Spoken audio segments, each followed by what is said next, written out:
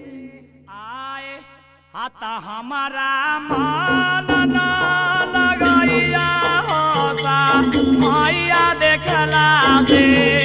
हमारा मन न लगैया होता मैया देखला दे हमारा मन न लगैया होता मैया रे देखला दे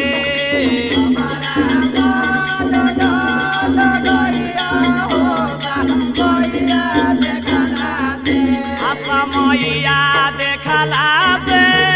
होता मैया देखला दे मैया देखला दे होता मैया देखला दे अरे हमारा मन न लगैया होता मैया देखला दे हमारा मन न लगैया होता मैया देखला दे अरे हमारा मन न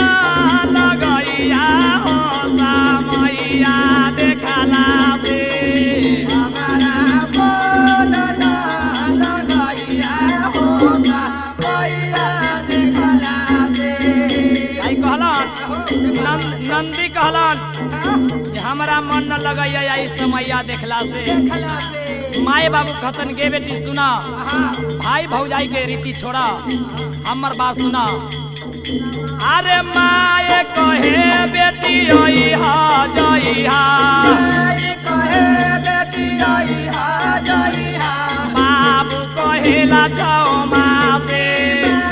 कहे बेटी आई हा जई हा बाबू कहे छौ माते हमारा मन न लगैया होता मैया देखला दे हमारा मन न लगैया होता मैया देखला दे अरे हमारा मन न लगैया होता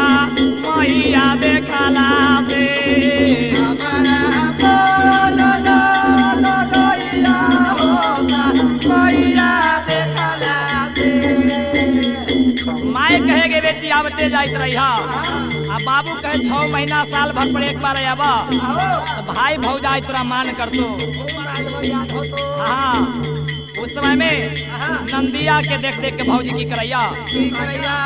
आरे देखी देखी भौजो मन मारे बैठी गेला मुहावा घुमाई होता मैया देखला दे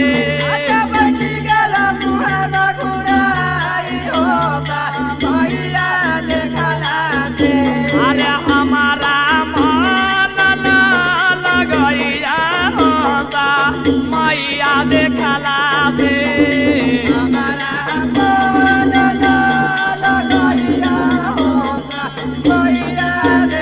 अरे हमारा मन न लगैया होता मैया देखला दे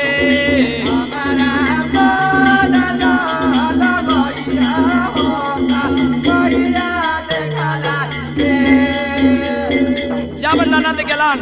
भौजाई के गोर लागे तो नंदिया के देख के भौजी मुंह घुमा के बैठ गेलन तो नंदिया भौजी से की कहतन अरे ना लेबो भौजो या ना धन सोनावा